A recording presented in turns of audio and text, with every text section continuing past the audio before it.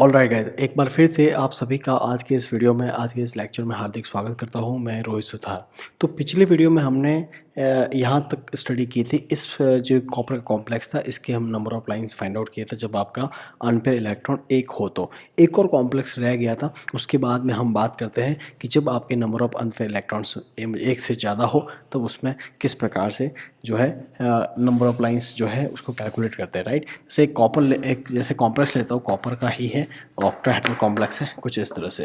Right, इसमें बताने को और कुछ नया नहीं है, जस्ट मैं आपको ये बताना चाहता हूँ कि जो इनएक्टिव न्यूक्लियर या ड्रैगन रूल्स जो अपन फॉलो करते हैं तो आपको ये पता होना चाहिए, क्योंकि एक्चुअली इसमें जो मैंने एक्सप्लेन किया था तो इसमें क्या था कि नाइट्रोजन नाइट्रोजन नाइट्रोजन नाइट्रोजन, तो इसमें एक तरह का ये जो चारों नाइट्रोजन थे वो कैसे थे, आपके इक्विवेलेंट थे।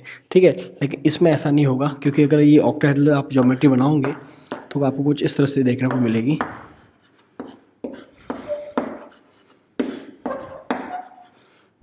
जिसमें आपको ये देखने को मिलेगा कि ये वाले जो है आपके एक्सियल और इक्वेटोरियल है, वो दोनों अलग अलग एनवायरनमेंट या अलग अलग, मतलब वो एक तरह के इक्विवेलेंट नहीं है। ठीक है, तो अलग होंगे। जैसे ये अगर मैं यहाँ पे आपको पता है आपको कि ऑक्सीजन जो होता है वो कैसा है, आपका इनएक्टिव है, और चूँकि ये इनएक्टिव है इसलिए यहाँ पे हाइड्रोजन जो है वो स्प्लिटिंग में पार्टिसिपेट करेंगे अकॉर्डिंग टू ड्रैगन रूल्स। ठीक है, तो ये भी पार्टिसिपेट करेगा, ये भी करेगा, ये भी करेगा, ये भी करेगा, ये भी करेंगे, लेकिन ये एक अलग से करेंगे और ये दोनों भी अलग से करेंगे। राइट, तो मतलब यहाँ पे अलग अलग, जैसे मान लो इसको मैं ए देता हूँ तो ये जो H2 है वो ए टाइप के हैं और ये दोनों H2 जो वो कैसे हैं, बी टाइप के। तो यहाँ पे जो नंबर ऑफ लाइंस आएगी ना तो उसको अपन ऐसे लिखेंगे 2n 1i1 + 1 multiply 2n2 i2 + 1 multiply 2n3 i3 + 1। ये किसके लिए, सेंटर एटम कॉपर के लिए, या हाइड्रोजन ए टाइप के लिए, या हाइड्रोजन बी टाइप के लिए। सेंटर एटम कितना है, एक है, और इसका स्पिन क्या होता है 3/2 + 1 हो जाएगा। और यहाँ पे हाइड्रोजन कितने हैं, 8 है हाइड्रोजन, और एक हाइड्रोजन का होता है 1/2 + 1 हो जाएगा।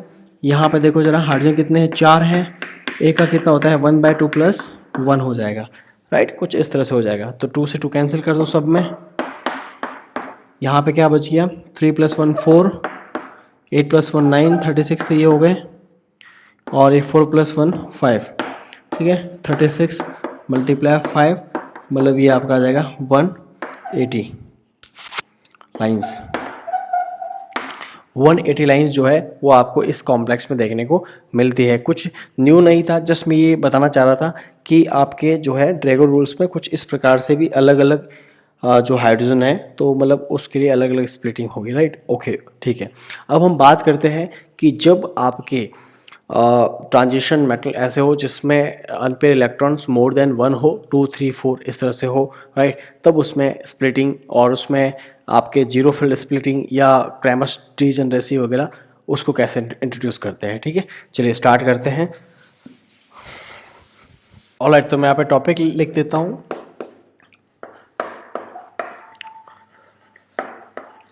Transition metal complexes having more than one unpaired electrons। ऐसे ट्रांजिशन मेटल कॉम्प्लेक्सेस जिनके पास में एक से ज़्यादा अनपेयर इलेक्ट्रॉन्स हो। राइट, जब हम ये पढ़ेंगे तो यहाँ पे एक और चीज़ पढ़ने वाले हैं जो कि आपका है जीरो फील्ड स्प्लिटिंग, ZFS, जिसको हम क्या कहते हैं, ज़ीरो फील्ड स्प्लिटिंग। अब देखो, ज़ीरो फील्ड का मतलब है जहाँ पे मैग्नेटिक फील्ड क्या हो, ज़ीरो हो, मतलब बिना मैग्नेटिक फील्ड के स्प्लिटिंग होना, यही तो है जीरो फील्ड स्प्लिटिंग। तो जीरो फील्ड स्प्लिटिंग एक्चुअल में होता क्या है, मैं ये कहूँ कि जब किसी ट्रांजिशन मेटल कॉम्प्लेक्स के पास में अनपेयर नंबर ऑफ इलेक्ट्रॉन एक से ज़्यादा होते हैं तब उनके जो डीजेनरेट लेवल हैं वो बिना मैग्नेटिक फील्ड अप्लाई किए हुए ऑटोमेटिकली स्प्लिट हो जाते हैं और उस स्प्लिट को बोलते हैं जीरो फील्ड स्प्लिट। राइट, और ये जो स्प्लिट होते हैं और स्प्लिट होने के बाद में जिनके स्पिन क्वांटम नंबर सेम होते हैं वो हमेशा डीजनरेट लेवल में ही रहते हैं, और उन लेवल्स को जो है या उन डीजनरेसी को हम बोलते हैं क्रैमर्स डीजनरेसी। और उस पेयर जो अलग अलग सेम क्वांटम नंबर वाले जो अलग अलग पेयर बनेंगे, उन पेयर्स को हम बोलते हैं क्रैमर्स डीजनरेसी पेयर्स। ठीक है, अब जो मैंने थ्योरी वाइज जो मैंने पॉइंट्स बोले हैं, इसी को मैं आपको यहाँ पे स्पाइक डायग्राम लाइंस वाइज आपको एक्सप्लेन करता हूँ। ठीक है, चलिए देखो, तो मैंने क्या कहा कि जीरो फिल स्प्लिटिंग क्या होता है, जैसे मैं आपको एक्सप्लेन करता हूँ। जैसे मान लो एक से ज़्यादा हो, जैसे अपने पास में मान लो नंबर ऑफ इलेक्ट्रॉन जो है, नंबर ऑफ इलेक्ट्रॉन्स मान लो अपने पास में 2 है। जब 2 है तो यहाँ पे स्पिन कितना हो जाएगा, जो स्पिन क्वांटम नंबर है वो कितना हो जाएगा 2s, अभी सॉरी, मतलब half multiply number of electron 2 कितना हो जाएगा 1 हो जाएगा। ठीक है, स्पिन क्या हो जाएगा 1 हो जाएगा। अब देखो यहाँ पे डीजनरेट लेवल्स कितने होंगे 3 होंगे। आप एक तरीके से आप इस तरह से फाइंड कर सकते हो, डीजनरेट लेवल्स ये कितने होंगे 3 होंगे। 3 कैसे होंगे 2s + 1, तो आपने देखा 2s का वैल्यू 1 है, +1 कितना हो जाएगा आपके 3 मिल गए। ठीक है, और आप ये भी देख सकते हो कि जब आपका स्पिन 1 होता है, जो स्पिन है कोई सा भी नंबर आ सकता है, उस नंबर में से एक को माइनस करना है, तब तक करना है जब तक कि आपका स्पिन वैल्यू वापस फाइंड आउट ना हो जाए।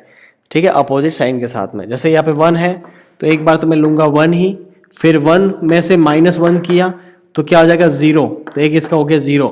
0 में से -1 करूँगा तो मुझे क्या मिलेगा -1। इस तरह से ये, राइट। आई होप सो ये आपको ये समझ में आ गया होगा, राइट। तो यहाँ पे 3 अलग अलग लेवल्स है, 1 0 -1 है। देखो यहाँ मैं लिखता हूँ, और ये तीनों लेवल कैसे है डीजनरेट लेवल है।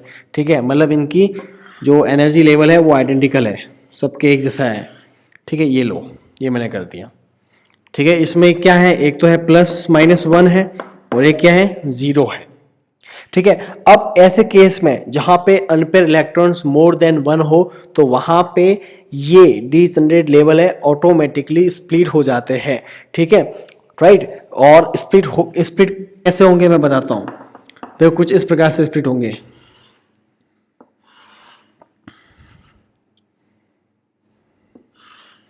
यहाँ आ जाएगा 0, यहाँ आपका आ जाएगा +-1। ठीक है, मैंने ये कहा था कि ये स्प्लिट हो जाते हैं। ठीक है, इसको ही हम बोलते हैं 0। ये स्प्लिट क्यों हुए, क्योंकि 0 फील्ड स्प्लिटिंग की वजह से। ठीक है, 0 फील्ड स्प्लिटिंग ZF की वजह से।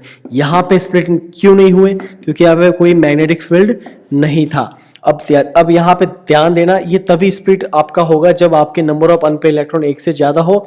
दूसरी चीज कि जिसके स्पिन क्वांटम नंबर सेम हो, +1 और -1 सेम ही है, राइट, साइन अलग अलग है बस सेम ही है, तो वो हमेशा पेयर्स में रहेगा। ठीक है, और इसको हम बोलते हैं क्रैमर्स डीजनरेसी, या इसको बोलते हैं क्रैमर्स पेयर बोलते हैं। आई होप सो आपको समझ में आ गया होगा, राइट। बैठ के माइंड में। अगर इसी तरह से मान लो अपने पास में नंबर ऑफ इलेक्ट्रॉन जो है वो मान लो 3 हो। कितने हो 3 हो। जब आपके नंबर ऑफ इलेक्ट्रॉन 3 होंगे तो स्पिन क्या हो जाएगा, तो स्पिन आपका हो जाएगा 3 × 1/2, मतलब क्या आ जाएगा 3/2 आ जाएगा। अब जब स्पिन 3/2 है तो आपके डीजनरेट लेवल्स कितने होंगे, मैंने क्या कहा था 3/2 है, उसमें से एक माइनस करते रहो जब तक कि वापस 3/2 अपोजिट साइन के साथ नहीं मिल जाए। अदरवाइज आपको जो ये 2s + 1 का फॉर्मूला यूज कर सकते हो। मैं पहले ऐसे करके बताता हूँ। 3/2 में एक तो आपको हो जाएगा 3/2, एक आपका हो जाएगा 3/2 -1 करो। ठीक है, तो क्या हो जाएगा 1/2। फिर इसमें 1/2 में -1 करो तो आपका क्या आ जाएगा -1/2।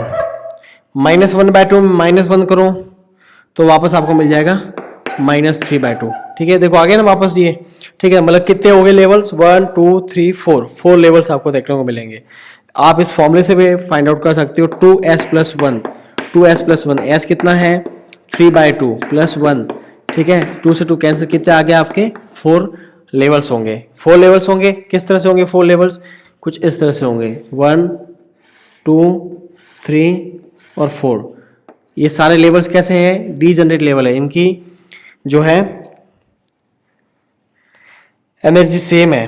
ठीक है, यहाँ पे कौन कौन से हैं, एक तो है +3/2 माइनस का, +-3/2 है, एक है +-1/2, ये लेवल्स हैं। ठीक है, according to zero field splitting क्या हो जाएगा, यहाँ पे जीरो फील्ड स्प्लिटिंग शो होगा यहाँ पे, और जीरो फील्ड स्प्लिटिंग शो होने के बाद में आपको यहाँ पे कुछ इस तरह से देखने को मिलेगा। दो लेवल तो यहां देखने को मिलेंगे और दो लेवल यहां देखने को मिलेंगे। ये जो दो लेवल है वो है +-3/2, ये दो लेवल है +-1/2। बोलो समझ में आया क्या ये चीज। और ये आपके दोनों आपके क्या है, क्रैमर्स पेयर्स है, और ये जो है जीरो फील्ड स्प्लिटिंग की वजह से स्प्लिट हुए हैं। ठीक है, और यहाँ पे मैग्नेटिक फील्ड क्या था, 0 के बराबर था। आई होप सो ये समझ में आ गया होगा। इसी तरह से अगर मान लो अपने पास में नंबर ऑफ अनपेयर्ड इलेक्ट्रॉन है वो कितने हैं, 4 है। कितने हैं, 4 है, या फिर और ज्यादा ले लो आप, भले ले लो 5 है। कितने हैं, 5 है नंबर ऑफ अनपेयर्ड इलेक्ट्रॉन। ठीक है, ये एन नहीं है, नंबर ऑफ अनपेयर्ड इलेक्ट्रॉन है ना। अनपेयर्ड इलेक्ट्रॉन जो है वो कितने हैं, 5 है। अब जब अनपेयर्ड इलेक्ट्रॉन 5 है, ठीक है, तो उसमें ठीक है, अब देखो जरा, जब अनपेयर्ड इलेक्ट्रॉन कितने 5 है, तो यहाँ पे स्पिन क्या हो जाएगा, स्पिन आपका हो जाएगा 5/2। और जब 5/2 होगा तो 5/2 एक में आपका लेवल मिल जाएगा 5/2, -1 करेंगे, 3/2 -1 करेंगे, 1/2 -1 करेंगे, -1/2 -1 करेंगे, तो -3/2 -1 करेंगे, तो -5/2। कितने मिल गए, 1 2 3, ये 4, ये 5 और ये कितने मिल गए, 6 मिल गए। ठीक है, जब आपका स्पिन S बराबर 5/2 है तो आपको मिल जाएगा 6। ऐसे ही पता कर सकते हो, 3/2 है ना तो 3 एक एक्स्ट्रा कर दो, 4 है ना। इस तरह से 1/2 है तो क्या हो जाएगा, इसका नहीं, जो आपके फ्रैक्शन में होता है। ठीक है, 1/2 का क्या हो जाएगा, 2 हो जाएगा, इस तरह से। ठीक है, राइट, तो ये कुछ आपको मिल गया। राइट, इसको आप 2s + 1 से ही फाइंड आउट कर सकते हैं। 2s + 1, 2 × 5/2 + 1। ठीक है, 2 से 2 कैसे कैंसिल आउट हो रहे हैं, ओवरऑल जो ऊपर वाला नंबर है उसमें तो एक ऐड हो रहा है, 2 से 2 कैंसिल आउट हो गए, ऊपर वाले नंबर में एक ऐड हो रहा है। अगर अपॉन में 2 है तो सीधा आप स्पिन के अपॉन में 2 है तो सीधा आप ऊपर वाले नंबर में एक जोड़ दो। 3 था, नीचे 2 है, एक जोड़ दे 4 हो गया। इससे 4 लेवल मिल गए। ये चारों लेवल जो है, सॉरी कितने लेवल मिले, 1 2 3 4 5 6 लेवल मिले। ठीक है, ये 6 लेवल कुछ इस तरह से होंगे, 1 2 3 4 5 और 6 लेवल कुछ इस तरह से होंगे। इसमें +-5/2 भी है, +-3/2 भी है और +-1/2 भी है। स्प्लिट कर दो, स्प्लिट कुछ इस तरह से हो जाएंगे, आपके क्रैमर्स पेयर्स बनेंगे 3 अलग अलग। ठीक है, इस तरह से ये क्रैमर्स पेयर्स बनेंगे। एक तो आपका बनेगा +-5/2 का, एक बनेगा +-3/2 का, एक बनेगा +-1/2 का। राइट, तो इस तरह से ये आपके जो है क्रैमर्स डीजनरेसी है, जीरो फील्ड स्प्लिटिंग और क्रैमर्स पेयर्स। ये मैंने आपको एक्सप्लेन कर दिया कि किस प्रकार से इसको हम स्टडी करते हैं। ठीक है, अब हम आगे बढ़ते हैं कि ये जो क्रैमर्स आपके जो ये क्रैमर्स डीजनरेसी है वो वापस जो है स्प्लिट कैसे होती है और किस प्रकार से आपको जो है फाइन लाइंस आपको देखने को मिलती है। ठीक है, तो चलिए उसकी स्टडी करते हैं। आई होप सो ये समझ में आपको आ गया होगा। अब हम बात करें कि फाइन लाइन जो है वो किस प्रकार से आपको देखने को मिलती है। ठीक है, इसका एक एग्जांपल उठा के बात कर दो। जैसे ये मान लो यही एग्जांपल लेता हूं मैं। ठीक है, ये सारा रफ कर लेता हूं। अब हम बात करते हैं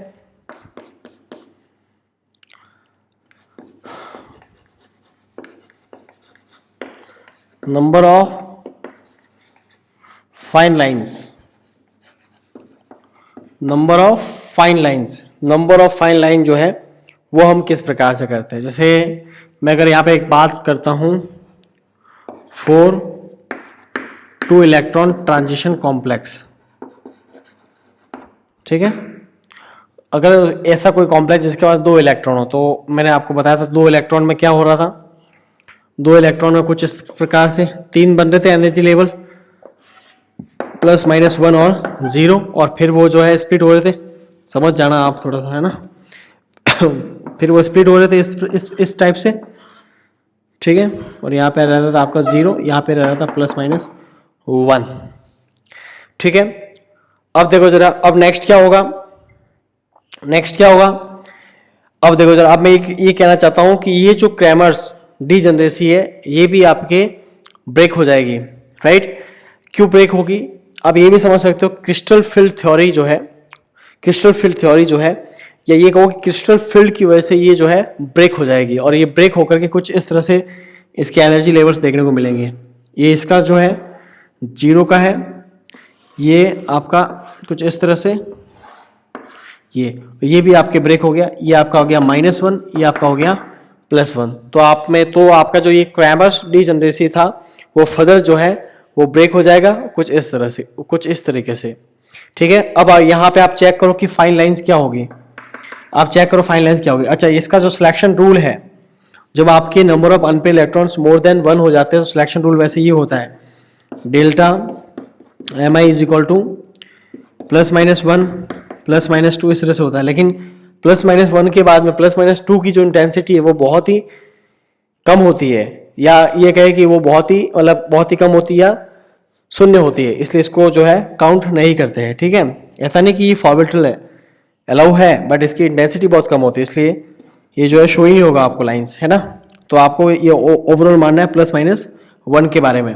यहाँ पे आप लाइन चेक करते हैं, ठीक है। देखो 0 और -1 में एक लाइन शो होगी इस तरह से, क्योंकि 0 -1 तो +1 हो जाएगा, यहाँ मुझे मिल गया +1। और फिर आप -1 से जाओ +1 में, तो +1 -1 ये आपका एक्चुअल में आ रहा है +2 आ रहा है, यहाँ पे +2 आएगा जिसकी इंटेंसिटी बहुत 0 है, ठीक है, मतलब बहुत कम के बराबर है या 0 के बराबर, तो फिर उसको काउंट नहीं करेंगे। 0 से +1 में जाओ, +1 -0 तो +1 आ जाएगा। तो यहाँ पे भी जो है ये +1, मतलब यहाँ पे मुझे कितनी लाइंस मिल गई, यहाँ पे 2 फाइन लाइंस देखने को मिल गई। आई होप सो ये आपको समझ में आ गया होगा कि जब आपके पास में 2 इलेक्ट्रॉन वाला कोई ट्रांजिशन कॉम्प्लेक्स है तो वहाँ पे जो है आपके डीजनरेसी ब्रेक हो जाएगी, ठीक है। और क्रैमर्स डीजनरेसी ब्रेक क्यों हो रही है? Due to crystal field splitting, ठीक है। तो वो ब्रेक होकर के वापस वो आपके कुछ इस तरह से ब्रेक हुई और उसमें आपके 2 फाइन लाइंस आपको देखने को मिली। अब हम नेक्स्ट बात करते हैं कि यदि अगर हमारे पास में नंबर ऑफ इलेक्ट्रॉन जो है, देखो अपने पास में क्या था, अभी अपने क्या पढ़ा कि 2 इलेक्ट्रॉन था, उसमें आपको 2 फाइन लाइंस मिल गई, ठीक है। अब हम बात करते हैं कि अगर अपने पास में 3 इलेक्ट्रॉन हो तो स्पिन होगा 3/2 होगा, तो आपके लेवल्स होंगे 4, 1 2 3 और ये 4, +-3/2 +-1/2। क्रैमर्स पेयर बना दो, ये आ गया +-3/2 +-1/2। ये फर्दर स्प्लिट हो जाएंगे, ठीक है। ये लो, ठीक है। कुछ इस तरीके से थोड़े अच्छे ढंग से मैं स्प्लिट करता हूं इसको।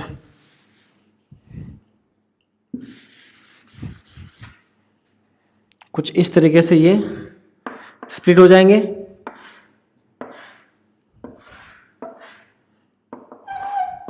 ये लो, ये +3/2, ये -3/2, ये +1/2, ये -1/2। अब यहाँ पे फाइंड आउट करते हैं फाइन लाइंस।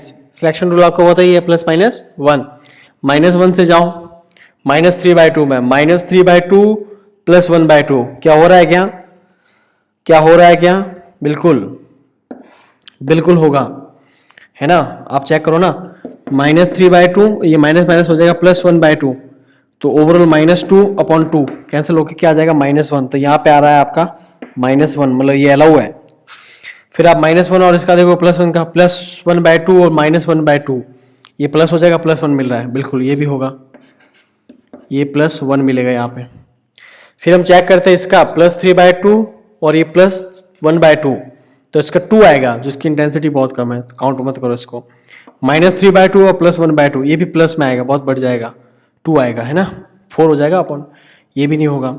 +1/2 इसका लो, +3/2 -1/2, यहाँ पे प्लस का 1 आएगा, तो ये भी हो सकता है। तो मतलब आपको ये कहने का मतलब है कि अगर आपके पास में 3 अनपेयर इलेक्ट्रॉन है तो आपको 3 फाइन लाइंस देखने को मिलेगी, ठीक है।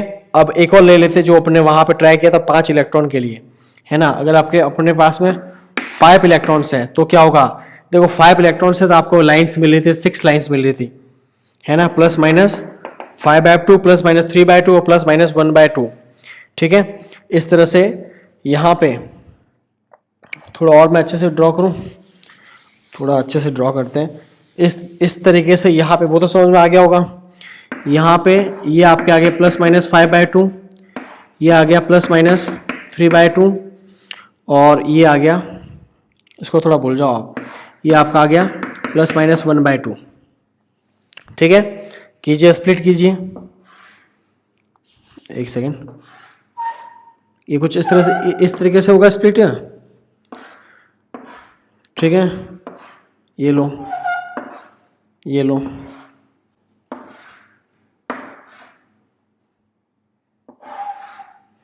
उसको थोड़ा ऊपर शो कर लेता हूँ, ये लो, कुछ इस तरीके से। ठीक है, ये क्या है, -1/2, -3/2, -5/2। ये क्या है, +1/2, +3/2 और +5/2। लाइंस देखो, -3/2 + 1/2 होगा। ये प्लस क्यों बोल रहा हूँ, क्योंकि फॉर्मूले के अकॉर्डिंग माइनस से, राइट, क्या आ जाएगा, माइनस का 1 आ जाएगा, -1/2 और ये -5/2 + 1/2, 2 आ रहा है, नहीं होगा। -1/2 + 1/2 + 1/2 और ये 1 हो जाएगा, प्लस का ये होगा, प्लस का 1 होगा। +3/2 और प्लस ये नहीं होगा, प्लस का ये भी नहीं होगा। -3/2 और ये देखो -5/2 + 3/2, 5 में से 3 गए, माइनस के 2 और माइनस के 2 अपन 2, ये होगा। आंसर आएगा माइनस का 1, प्लस का 1/2 और प्लस का 3/2, 2, ये भी नहीं होगा। प्लस का 3/2 और प्लस का 3/2, 6/3 आएगा, होगा ही नहीं। प्लस का 5/2 और प्लस का 3/2, ये भी नहीं होगा। माइनस का 5/2, इसमें देखो प्लस का 1/2 और प्लस का, ये तो होगा ही नहीं, और ये तो हर बार इसमें होगा ही नहीं। अब इसका देखते हैं, किसका बचा, सबका हो गया क्या, इसका बचा है ना, प्लस का 3/2 और माइनस का 1/2, ये होगा, राइट, ये होगा। इसमें कितना आ जाएगा, 3/2 -1/2, तो ये आ जाएगा प्लस का 1 आ जाएगा। और फिर हम बात करते हैं प्लस का 5/2, ये तो होगा नहीं, प्लस का 5/2 -3/2, ये होगा, ये भी +1 आएगा। तो देखो यहाँ पे कितनी लाइंस मिली, 1 2 3 4 5। तो आपने देखा कि अगर आपके पास 5 अनपेयर इलेक्ट्रॉन्स है तो आपको 5 फाइन लाइंस आपको देखने को मिलती है। क्या समझे आप, जितने अनपेयर इलेक्ट्रॉन्स होंगे उतनी ही आपकी फाइन लाइन देखने को मिलती है। तो आप एक स्टेटमेंट, एक लाइन भी लिख सकते हो कि number of fine lines is equal to number of unpaired electron. ठीक है, एक और चीज ध्यान रखना इसके साथ साथ में कि number of hyper fine line, number of hyper fine line जो होती है वो आपके बराबर होती है नंबर ऑफ अनपेयर इलेक्ट्रॉन, इसका मल्टीप्लाई कर दो, किससे करेंगे, जो फॉर्मूला पढ़ाया था ना आपको स्प्लिटिंग वाला। ठीक है, मान लो 2n2i2 + 1, इस तरह से बढ़ता जाएगा, जितना आपका स्प्लिटिंग होगा उतना आपका ये फॉर्मूला बढ़ता जाएगा। ठीक है, तो आपने देखा कि नंबर ऑफ फाइन लाइन जो है वो नंबर ऑफ अनपेयर इलेक्ट्रॉन के बराबर है, और number of hyper fine line जो है वो आपके क्या हो रही है, वो बेसिक क्या होती है, splitting of fine lines by the nucleus spin. ठीक है, तो आपने देखा कि number of hyper fine line जो है वो आपके है नंबर ऑफ अनपेयर इलेक्ट्रॉन का मल्टीप्लाई अगर आप करें न्यूक्लियर स्पिन के साथ में, है ना, न्यूक्लियर स्प्लिटिंग के साथ में, तो आपको जो है number of hyper fine line देखने को मिलेगी। राइट, अब हम एक कॉम्प्लेक्स लेते हैं और उसके एग्जाम्पल के थ्रू फाइन लाइंस और नंबर ऑफ फाइन लाइंस दोनों कैलकुलेट करते हैं। आई होप ये आपको समझ में आ गया होगा। ठीक सॉरी, ठीक है, आगे बढ़ते हैं। ठीक है, एक कॉम्प्लेक्स लेते हैं अपन, एग्जाम्पल 1, सोचो अपने पास में आपको फाइंड क्या करना है, find and hyper fine lines. ठीक है, आपको पूछ रहा है कि आपको फाइन लाइन और hyper fine line find out करनी है। एक कॉम्प्लेक्स लेते हैं, जैसे मान लो टाइटेनियम का कॉम्प्लेक्स लिया,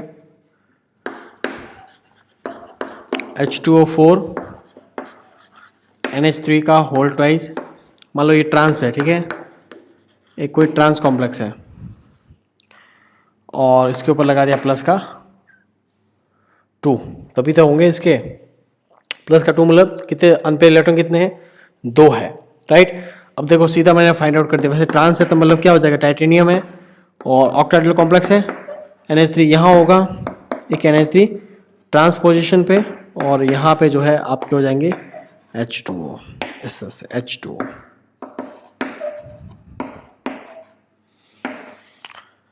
इस तरह से, ठीक है। अब देखो यहाँ पे नंबर ऑफ फाइन लाइंस क्या हो जाएगी, नंबर ऑफ फाइन लाइंस क्या हो जाएगी, 2 हो जाएगी।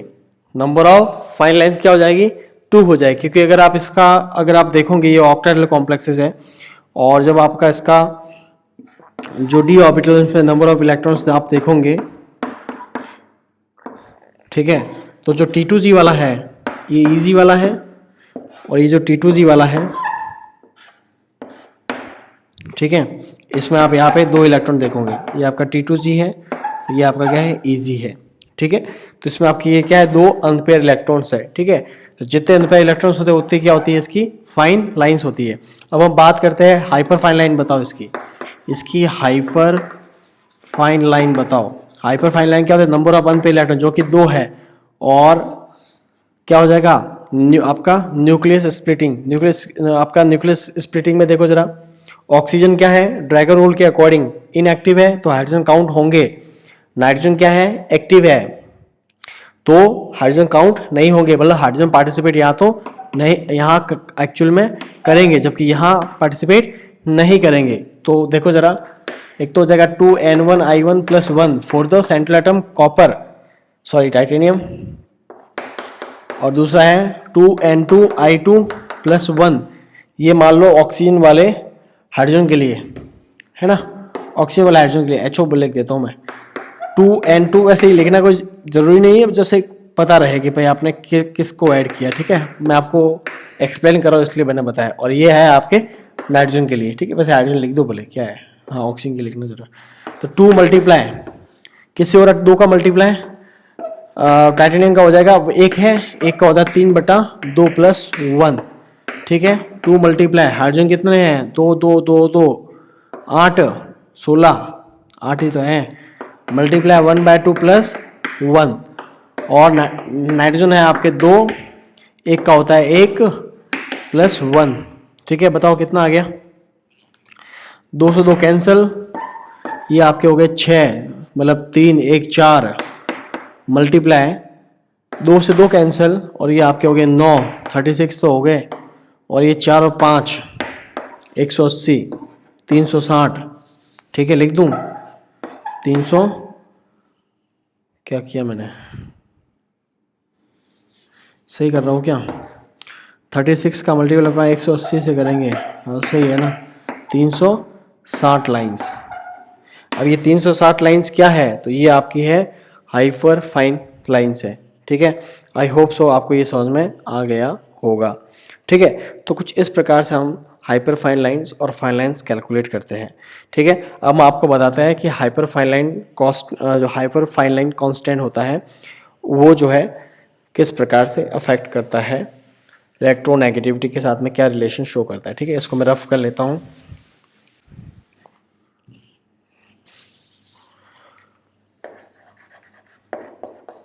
हाइपर फाइन स्प्लिटिंग कांस्टेंट, इसको हम रिप्रेजेंट करते हैं ए से। तो ध्यान रखना, हाइपर फाइन स्प्लिटिंग कांस्टेंट जो होता है ए, वो हमेशा इलेक्ट्रोनेगेटिविटी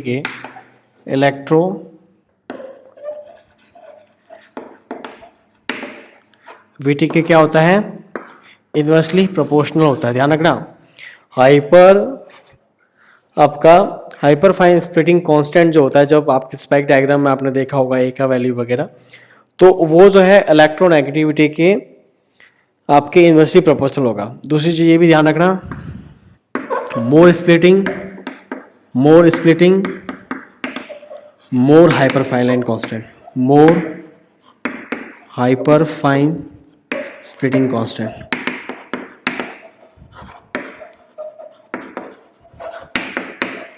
अगर स्प्लिटिंग ज़्यादा हो रही है तो हाइपर फाइन स्प्लिटिंग कांस्टेंट भी का वैल्यू भी ज़्यादा होगा, ज़्यादा आएगा, ठीक है। और एक और चीज़ ध्यान रखना, जैसे मान लो एक एग्जांपल के थ्रू मैं दो रेडिकल लेता हूँ CH3 का और एक लेता हूँ NH2 का। अब आप देखो ज़रा दोनों रेडिकल का बताओ किसका ज़्यादा होगा। चूँकि यहाँ पे कार्बन है, यहाँ पे नाइट्रोजन है, नाइट्रोजन की इलेक्ट्रोनेगेटिविटी अगर मैं यहाँ लिखूँ तो electronegativity of carbon is less than electronegativity of nitrogen. इसके लिए तो अपन कह सकते हैं कि hyper fine constant for the carbon is more than as compare to hyper fine splitting constant for nitrogen, ठीक है। तो ये चीज़ हम यहाँ से देख सकते हैं कि इलेक्ट्रोनेगेटिविटी जितनी बढ़ेगी उतना हाइपर फाइन स्प्लिटिंग कांस्टेंट कम होगा। जैसे एक और एग्जांपल लेते हैं, जैसे इसका ही लेते हैं। जैसे मान लो एक कुछ इस तरह से लेता हूँ, एक मान लो कोई फिनाइल रेडिकल है और एक मान लो कोई CH3 रेडिकल है। अब बताओ दोनों में से किसका हाइपर फाइन स्प्लिटिंग कांस्टेंट ज़्यादा होगा। चूँकि यहाँ पे जो कार्बन रेडिकल होगा वो क्या होगा, sp2 हाइब्रिडाइज होगा, जबकि ये क्या है, sp3 हाइब्रिडाइज है। जितना s कैरेक्टर बढ़ता है उतना इलेक्ट्रोनेगेटिविटी भी बढ़ती है, तो इसकी इलेक्ट्रोनेगेटिविटी ज़्यादा है, इसलिए आपका जो मिथाइल रेडिकल है as compare to phenyl radical, तो उसका स्प्लिटिंग कांस्टेंट जो है वो आपका ज़्यादा होगा, ठीक है, राइट। तो ये आपका था कि हाइपर फाइन स्प्लिटिंग कांस्टेंट जो है वो आपका इलेक्ट्रोनेगेटिविटी से कैसे रिलेशन शो करता है, ठीक है। अब हम देखते हैं सिग्निफिकेंट ऑफ G वैल्यू, या कह सकते हैं कि लैंडे फैक्टर जो है उसकी वैल्यू के बारे में, ठीक है। उसका वैल्यू मतलब उसका फॉर्मूला किस प्रकार से एवलुएट करते हैं, इसको रफ कर लेता हूँ मैं, ठीक है। अभी टॉपिक अपना है सिग्निफिकेंट ऑफ G वैल्यू, ठीक है। G की वैल्यू जो है अलग अलग मेथड से हम कैलकुलेट कर सकते हैं, जिसमें आपका पहला मेथड है operation frequency method. Operation frequency method, जैसे कि आपको पता है कि हमने जो अपनी पहली क्लास थी उसमें हमने एनर्जी का कैलकुलेशन किया था, जिसमें आपको मिला था कि डेल्टा E जो है वो gyromagnetic ratio and external magnetic field के बराबर था। और जिसमें हमने देखा था कि जो गायरोमैग्नेटिक रेशियो जो है वो आपका G और आपका बोर मैग्नेट्रॉन के बराबर था, ठीक है। अब ये भी आपको बताया था कि जो बोर मैग्नेट्रॉन होता है वो चार्ज पार्टिकल का क्या चार्ज है, 2 mass of charge particle C multiply H/2 पाई इसके बराबर है, ठीक है। और इसका वैल्यू मैंने आपको बताया था 9.273 मल्टीप्लाई 10⁻⁻24 जूल पर टेस्ला ये होता है, ठीक है। तो इसके अकॉर्डिंग अगर मैं बात करूं तो यहाँ से मैं G को इंट्रोड्यूस करूंगा। तो अच्छा एक काम ये भी कर सकते हो, डेल्टा E जो है उसको हम लिख सकते हैं H म्यू। तो यहाँ पे क्या आ जाएगा, H mu is equal to, यहाँ पे लिख दो G बीटा B, ठीक है, 4 इलेक्ट्रॉन ऐसे भी कह सकते हो आप, ठीक है, राइट। तो यहाँ पे जो है G है वो क्या आ जाएगा, H mu upon beta B। ये लीजिए, ये आपका आ गया G का वैल्यू, है ना। G बराबर क्या होता है, H mu upon beta B। वहाँ पे बीटा क्या है वगैरह, बोर मैग्नेट्रॉन है, एक तरह का कांस्टेंट है जिसका वैल्यू आपको मैंने बता दिया, राइट। वैसे जो यहाँ पे जो कांस्टेंट है, जैसे H आपका कांस्टेंट है, ठीक है, जो कि क्या है आपका प्लैंक कांस्टेंट है, ठीक है। जब इसके वैल्यू अपन पुट करेंगे तो ओवरऑल आपका जो G का वैल्यू जो है वो आपको मिलेगा 71.44 और frequency upon external magnetic field, ये आपको कुछ इस तरह से देखने को मिल जाएगा। तो ये वाला जो फॉर्मूला है आप कहीं न्यूमेरिकल में इसका डायरेक्ट यूज कर सकते हो, राइट। और आपका जो फ्रीक्वेंसी है वो आपके गीगाहर्ट्ज में है और आपका जो मैग्नेटिक फील्ड है, ठीक है, वो आपके मिली टेस्ला में होगा, ठीक है। ये किस में है?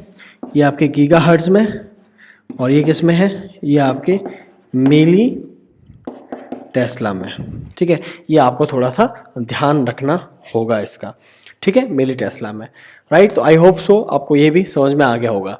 अब एक और मेथड लेते हैं जिसको हम बोलते हैं कैलिब्रेशन मेथड, ठीक है, जिसमें हम एक रेफरेंस इंडेक्स रेफरेंस स्टैंडर्ड लेंगे, ठीक है, डाइफिनाइल पिक्रिल हाइड्रोजिन, है ना।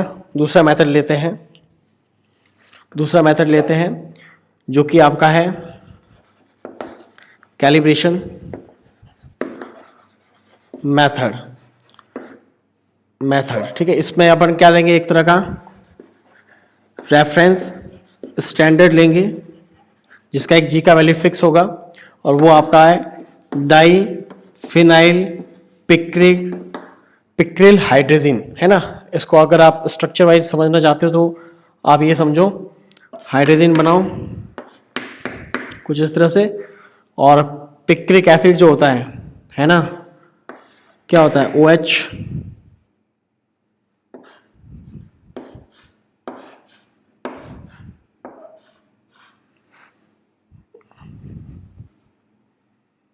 उसको यहाँ जोड़ देना, यहाँ डाल देना NO2, यहाँ डालना है NO2, और यहाँ पे 2 बेंजीन रिंग अटैच कर लेना इस नाइट्रोजन के साथ में, ठीक है। आपका ये फ्री रेडिकल, राइट, ये आपका ये पिक्रिक एसिड, राइट। तो ये आपका है डाइफिनाइल पिक्रिल हाइड्रोजन, ठीक है। ये आपका एज अ रेफरेंस स्टैंडर्ड होता है, और इसका जो जी का वैल्यू है, जी डाइफिनाइल पिक्रिल हाइड्रोजन, वो आपको मिलता है 2.0036। कभी कभार आपको किसी बुक्स में इसको 26 भी देखने को मिलता है, ठीक है। और एक और चीज़ हमने पढ़ी थी कि जी फ्री इलेक्ट्रॉन कितना होता है, तो वो आपने पढ़ा था कितना होता है? 2 होता है, ठीक है। आई होप सो आपको ये समझ में आ गया होगा, ठीक है। वैसे इसका एक फॉर्मूला भी है कि अगर आपको मान लो जी सैंपल आपको फाइंड आउट करना है, तो इस स्टैंडर्ड को कैसे यूज करेंगे? तो आपका जी डाइफिनाइल पिक्रिक हाइड्रोजन वाला, ठीक है, 1 minus delta B upon delta B. यहाँ पे आपका जो डेल्टा बी है वो आपका सैंपल के टाइम में कितना मैग्नेटिक फील्ड था, ठीक है, सैंपल के टाइम में कितना मैग्नेटिक फील्ड था, और माइनस रेफरेंस इंडेक्स मतलब डाइफिनाइल पिक्रिक हाइड्रोजन के वक्त कितना मैग्नेटिक फील्ड है, ठीक है, इन मिली टेस्ला, इसका डिफरेंसेस है, ठीक है। तो इस फॉर्मूले के थ्रू भी हम जो है न्यूमेरिकल प्रॉब्लम में जो प्रॉब्लम आ रही है उसको सॉल्व कर सकते हैं, राइट। अब हम नेक्स्ट पढ़ते हैं कि factor affecting of G value, कि जी की वैल्यू को कौन कौन से फैक्टर अफेक्ट करते हैं, जिसमें अपना मेन फैक्टर रहेगा इलेक्ट्रॉन डेंसिटी के बारे में, ठीक है। चलिए, आई होप सो ये आपको समझ में आ गया होगा,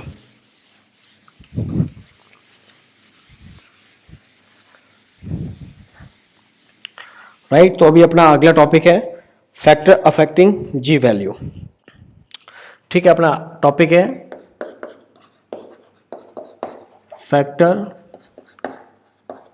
अफेक्टिंग जी वैल्यू, ये अपना टॉपिक है, ठीक है। फैक्टर अफेक्टिंग जी वैल्यू, जिसमें अपना एक जो मेन फैक्टर है वो है electron density around the nucleus.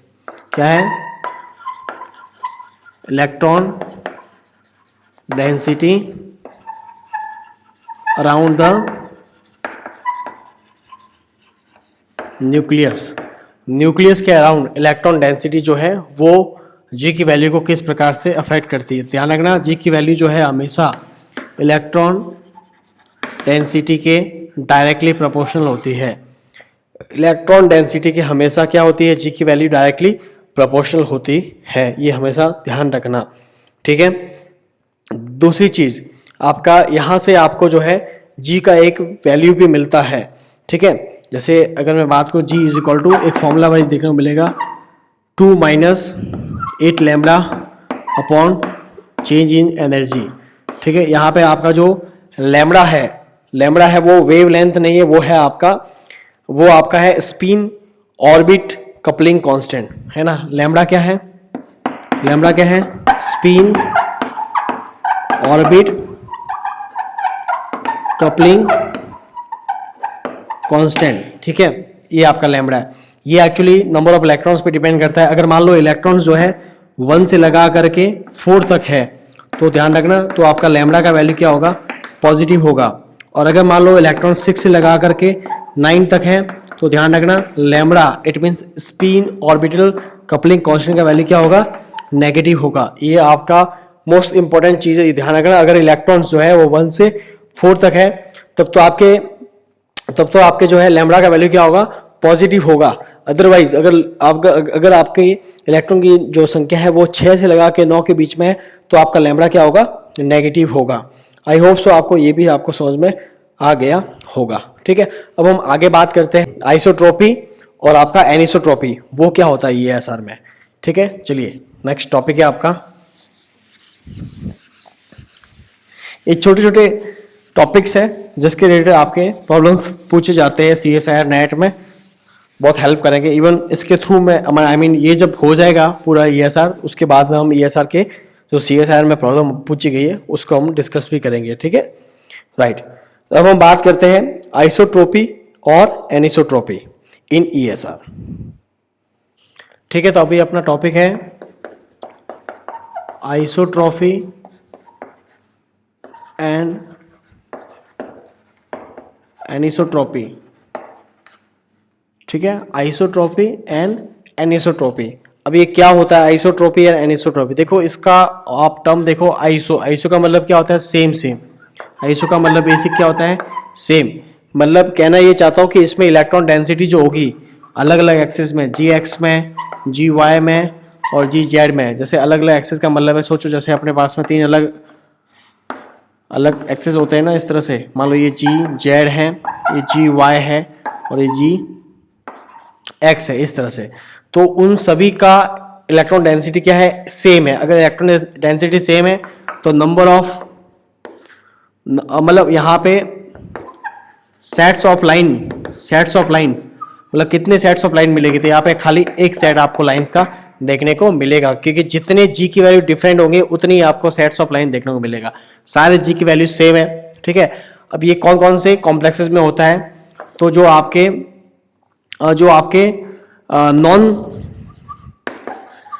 Crystalline solids होते हैं, ठीक है, जिसको एमॉर्फस भी बोलते हैं, वो ये शो करते हैं। ठीक है, नॉन क्रिस्टलाइन सॉलिड जिसको हम क्या बोलते हैं, एमॉर्फस। और आपके गैसियस वाले जो आपके कॉम्प्लेक्सेस है वो भी ये शो करेंगे। ठीक है, और सॉल्यूशन फेज में भी, इन सॉल्यूशन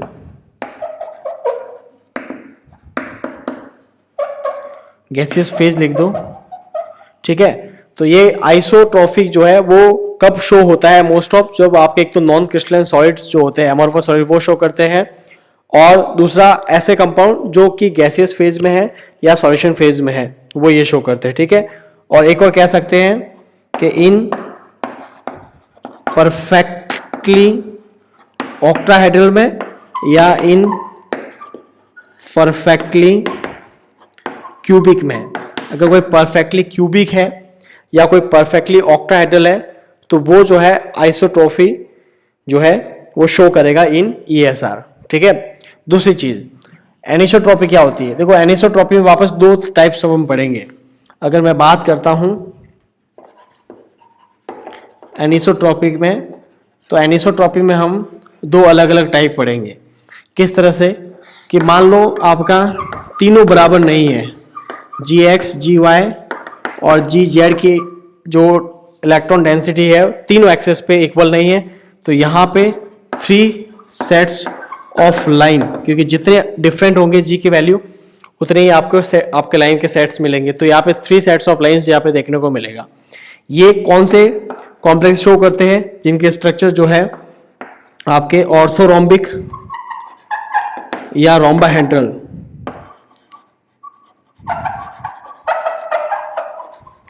क्या, अगर मान लो कोई ऐसा कॉम्प्लेक्स है जिसका स्ट्रक्चर कैसा हो, ऑर्थोरोम्बिक हो या आपका रोम्बाहेड्रल हो, है ना, जो आपका क्या हो, रोम्बाहेड्रल,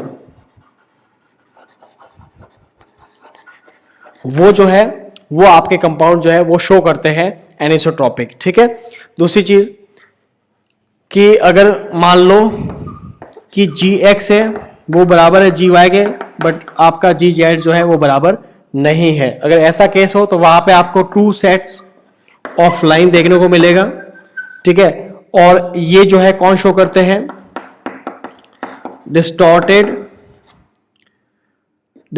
कॉम्प्लेक्सेस होते हैं, डिस्टॉर्टेड जो है ऑक्टाहेड्रल, या हम बात करें तो स्क्वायर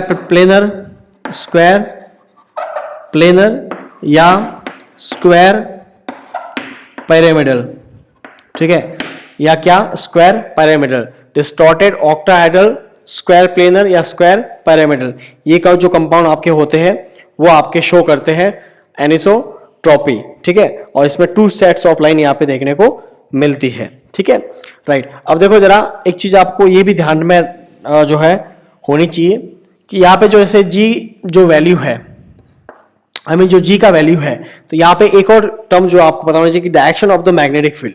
जैसे मान लो अगर डायरेक्शन ऑफ मैग्नेटिक फील्ड कुछ इस तरह से है, ये मैंने शो कर दिया बी की डायरेक्शन है। ठीक है, डायरेक्शन ऑफ मैग्नेटिक फील्ड, तो आपका ये जी जो है जी जेड को हम क्या बोलेंगे, जी पैरेलल बोलेंगे। ठीक है ना, क्योंकि ये डायरेक्शन ऑफ मैग्नेटिक फील्ड के पैरेलल में है, और ये दोनों क्या हो जाएंगे, जी परपेंडिकुलर हो जाएंगे, ये भी क्या हो जाएगा, जी परपेंडिकुलर हो जाएगा। ठीक है, तो ये आपको थोड़ा ध्यान रखना है कि अगर जेड के पैरेलल है तो हम क्या करते हैं, इसको जी पैरेलल करके शो करते हैं। ठीक है। अब वैसे इसके कुछ एग्जाम्पल है, मैं आपको उसको करके बताता हूं। राइट, तो चलिए आगे बढ़ते हैं। आई होप सो ये भी आपको समझ में आ गया होगा। ठीक है, ठीक है। तो अब हम टॉपिक लिखते हैं, डिस्टॉर्टेड ऑक्टाहेड्रल कॉम्प्लेक्स। ठीक है, डिस्टॉर्टेड ऑक्टाहेड्रल कॉम्प्लेक्स, इसमें हम पहला लेते हैं,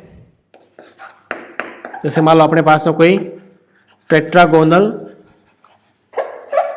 इलोंगेशन। इलोंगेशन का मतलब इलोंगेशन का मतलब है जेड आउट से है, जेड आउट से मतलब डी जेड स्क्वायर जो है वो आपका जो है सेकेंड एनर्जी लेवल होगा। ठीक है, इसमें एनर्जी लेवल कैसे होगा, जैसे मान लो मेरे पास एक कोई कॉम्प्लेक्स है, Cu का कोई कॉम्प्लेक्स है। ठीक है ना, मेरे पास है मान लो को Cu+2 का कॉम्प्लेक्स, Cu+2 का कोई कॉम्प्लेक्स है, तो मतलब क्या हो जाएगा, 4s 0 और 3d 9, एक इसमें से गया एक इसमें से गया।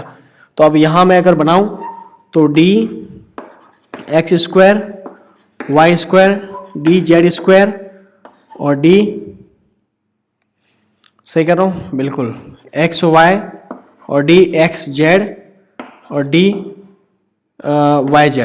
ठीक है, जेड आउट का मतलब जेड अंदर होगा, तो ये अंदर डाल दो, जेड वाला अंदर आएगा, स्क्वायर वाले ऊपर, और इसमें जेड है तो ये अंदर आ गया। ठीक है, इसकी ये क्या है, अलग अलग लेवल्स है, ये लो ये लो ये लो। 9 इलेक्ट्रॉन फिल करने, फिल कर दो, 1 2 3 4 5 6 7 8 और 9 वाला इलेक्ट्रॉन यहाँ जाएगा। अब आप देखो जरा, इलेक्ट्रॉन डेंसिटी आपको प्लेन में नहीं देखनी है, इलेक्ट्रॉन डेंसिटी हमेशा हम देखेंगे एक्स वाई और जेड एक्सेस के अलॉन्ग देखेंगे। ठीक है, प्लेन में हम नहीं देखेंगे, तो ये तो काम के है ही नहीं, अपन को इनको ही देखना है। तो सबसे ज्यादा इलेक्ट्रॉन डेंसिटी अगर देखें तो यहाँ पे क्या है, more electron density, more electron density. ठीक है, तो यहाँ पे जी का वैल्यू क्या होगा, ज्यादा होगा, जी मोर। अच्छा, ये जी कौन सा है, अगर मैं डायरेक्शन अगर दूं, डायरेक्शन अगर बी की इस तरफ है और यहाँ मैंने लिया है जी जेड लिया है, यहाँ लिया है जी वाई और यहाँ लिया है जी एक्स, तो ये जी पैरेलल हुआ, तो जी पैरेलल, और ऐसे ही लेना आपको। और यहाँ पे लेस इलेक्ट्रॉन डेंसिटी, तो यहाँ पे जी परपेंडिकुलर, तो अब बताओ मोर इलेक्ट्रॉन डेंसिटी तो मोर जी वैल्यू, तो मोर जी वैल्यू का मतलब यहाँ लिख सकते हो कि G parallel is greater than G perpendicular, और जो फ्री वाला इलेक्ट्रॉन है उससे भी ये ज्यादा होता है, ये मान लो यहाँ लिख दो फ्री इलेक्ट्रॉन्स। तो ये आपको एक रिलेशन मिल गया कि अगर आप इलोंगेशन, टेट्रागोनल इलोंगेशन में आपके G parallel is greater than G perpendicular is greater than G for free electrons. इसको आप फॉर्मूला वाइज भी देख सकते हो, इसको आप फॉर्मूला वाइज भी देख सकते हो। देखो अपने एक फॉर्मूला पढ़ा था जी का, एक जी का फॉर्मूला पढ़ा था अभी जस्ट फैक्टर अफेक्टिंग जी वैल्यू। उसमें फॉर्मूले में क्या पढ़ा था कि जी का फॉर्मूला क्या होता है 2 minus 8 lambda upon delta E. अब आपने अब यहाँ देखो यहाँ पे क्या है D9 है, जो D9 है तो डेल्टा का वैल्यू क्या हो जाएगा नेगेटिव हो जाएगा, डेल्टा का वैल्यू हो जाएगा नेगेटिव, तो ये आपका हो जाएगा 2 plus 8 lambda upon del E. ये आपका स्टैंडर्ड फॉर्मूला हो गया फॉर दिस पर्टिकुलर कॉम्प्लेक्स। अब आप यहाँ देखो, यहाँ देखो डेल्टा ई जो है ना, डेल्टा ई उसके बारे में देखो, जो उसके बारे में सोचो। यहाँ पे डी जेड स्क्वायर की एनर्जी ये होगी, इसको मैंने नाम दे दिया डेल्टा E1, और इसकी एनर्जी ये होगी, इसको मैंने दे दिया डेल्टा E2। अब मुझे बताओ किसकी एनर्जी ज्यादा है, delta E1 is less then delta E2, और आपका G है वो इनवर्सली प्रोपोर्शनल है डेल्टा E के, ठीक है। और डेल्टा E1 जो है उससे आपको मिलेगा G पैरेलल, और डेल्टा E2 से मिलेगा G परपेंडिकुलर, और ये इसका इनवर्सली प्रोपोर्शनल है, मतलब एनर्जी कम है तो ज्यादा होगा, तो इसलिए कह सकते हैं G पैरेलल ज्यादा होगा G परपेंडिकुलर से, और G फ्री इलेक्ट्रॉन से भी, G फ्री इलेक्ट्रॉन से भी, ठीक है। इस तरह से ये रिलेशनशिप हम फॉर्मूला वाइज भी फाइंड आउट कर सकते हैं। ये कब था, टेट्रागोनल एलोंगेशन में था। अगर मान लो टेट्रागोनल कंप्रेशन में बात करते हैं, मतलब जेड इन में बात करते हैं, तब क्या होगा, तब क्या होगा, तो उसके बारे में बात करते हैं। आई होप सो ये तो आपको समझ में आ गया होगा। अब आगे बात करते हैं जेड इन में, ठीक है। चलिए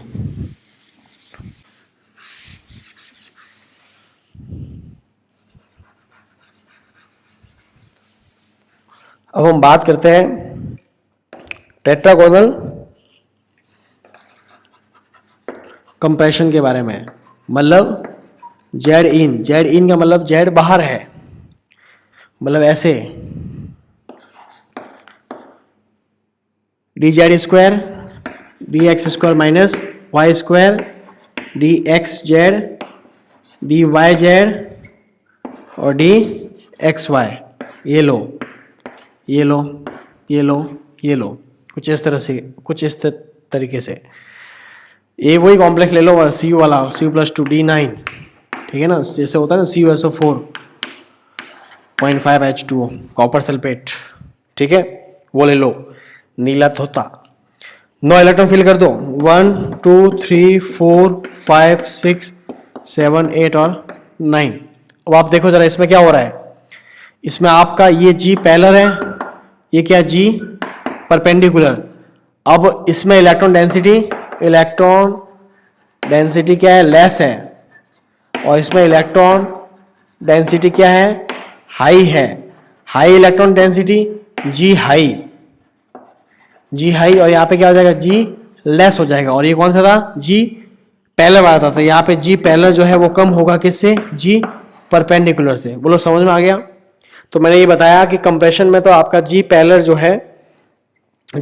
जो है वो कम है, ठीक है। G मतलब इसको आप ऐसे लिख सकते हो कि G perpendicular is greater than as compare to G parallel, ठीक है, राइट। बट ये G फ्री से तो बड़ा होगा, G फ्री इलेक्ट्रॉन से तो ज्यादा होगा कौन, पैरेलल, ठीक है। तो ये आप रिलेशन आप ध्यान रख सकते हो। कंप्रेशन में कुछ इस तरह से होगा, और एलोंगेशन में आपका परपेंडिकुलर जो है वो ज्यादा होता है, पैरेलल ज्यादा होता है एलोंगेशन में, और कंप्रेशन में जो है आपके ये परपेंडिकुलर ज्यादा होता है। तो आई होप सो आपको ये समझ में आ गया होगा सॉरी।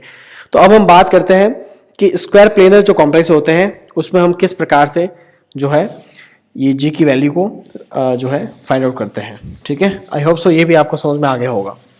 अब हम बात करते हैं स्क्वायर प्लेनर कॉम्प्लेक्सेस में। स्क्वायर प्लेनर कॉम्प्लेक्सेस, अब देखो square planar complexes most of जो है D8 और D9 के शो करते हैं। स्क्वायर प्लेनर कॉम्प्लेक्सेस जो है वो मोस्ट ऑफ जो कौन से जो है कौन से कॉम्प्लेक्स शो करते हैं जिसमें इलेक्ट्रॉनिक कॉन्फिगरेशन D8 या D9 होता हो, ठीक है। और जब ये स्क्वायर प्लेनर है तो इसका इलेक्ट्रॉनिक कॉन्फिगरेशन क्या हो जाएगा, dx square y square dxy, ठीक है, सॉरी हाँ dxy और dz स्क्वायर dxz dyz, कुछ इस तरीके से आपको जो है एनर्जी लेवल्स यहाँ पे देखने को मिलेंगे। ठीक है, अब यहाँ पे लेवल्स बना दो।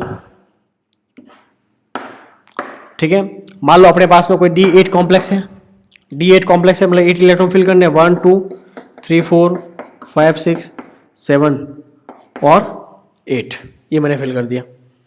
ठीक है, अब आप क्या देख रहे हो कि इसमें आपके, अच्छा एक चीज और ध्यान रखना, ये प्लेन वाले तो आपको कंसीडर करना ही नहीं है। आप ये मत कहते ना कि इसमें इलेक्ट्रॉन डेंसिटी सबसे हाई है, इसमें कम है, ऐसा नहीं करेंगे अपन। यहाँ देखेंगे, क्योंकि जो आपके पाथ पे है, जो लिगेंड के पाथ पे आपका है, एक्सेस पे जो है, उसकी इलेक्ट्रॉन डेंसिटी कंसीडर करते हैं। तो इसकी इलेक्ट्रॉन डेंसिटी क्या है, इसकी इलेक्ट्रॉन डेंसिटी क्या है, हाई है, मतलब यहाँ के जी का वैल्यू क्या होगा, जी का वैल्यू क्या होगा, हाई होगा। इसकी इलेक्ट्रॉन डेंसिटी क्या है, डेंसिटी क्या है ही नहीं इसकी, तो लो कह दो या जीरो कह दो, जो भी है, तो यहाँ पे जी का वैल्यू क्या होगा, लो होगा। ठीक है, तो इस तरह से मैं ये कह सकता हूं कि जी पैरेलल जो है स्क्वायर प्लेनर के लिए भी ज्यादा होता है परपेंडिकुलर से और जी फ्री से। बोलो समझ में आ गया? मैंने कहा कि जी पैरेलल बड़ा होता है परपेंडिकुलर से और फ्री इलेक्ट्रॉन से। ऐसा कैसा, एक और केस में कौन सा है, जब हम ऑक्टाहेड्रल पढ़ते थे ना, टेट्रागोनल इलोंगेशन, वहां पे भी सेम आपको रिलेशन देखने को मिला था कि जी पैरेलल जो है वो बड़ा था जी परपेंडिकुलर और जी फ्री इलेक्ट्रॉन से। ठीक है, तो आई होप सो आपको ये समझ में आ गया होगा। मेरे हिसाब से इतने टॉपिक, वैसे ESR में पढ़ने को और भी बहुत सारे टॉपिक है, बट आई थिंक इतने टॉपिक इनफ है। अगर आप प्रिपरेशन कर रहे हो एग्जाम पॉइंट ऑफ व्यू के हिसाब से, इतने टॉपिक परफेक्ट है। ठीक है, अब इस जितने टॉपिक पढ़े हैं और इन टॉपिक से जो जो क्वेश्चंस आए हैं या इन टॉपिक से नहीं भी आए, वो भी मैं ट्राई करूंगा कि सारे क्वेश्चंस आपको वापस एक अच्छे नए वीडियो में आपको ESR स्पेक्ट्रोस्कोपी के जो जो क्वेश्चन आए वो सारे आपको एक अलग से वीडियो में करवाओ। ठीक है, तो इसका जो अगला वीडियो होगा वो आपके क्वेश्चन बेस ही होगा। ठीक है, तो मिलते हैं अगले वीडियो में, तब तक के लिए जय हिंद जय भारत। और ये जो जितने भी मैंने ESR स्पेक्ट्रोस्कोपी के वीडियोस बनाए, अगर आपको थोड़ा सा भी अच्छा लगा है तो आपको क्या करना है आपको पता ही है। ठीक है, मिलते हैं अगले वीडियो में जिसमें हम जो है ESR के क्वेश्चन सॉल्व करेंगे। ठीक है।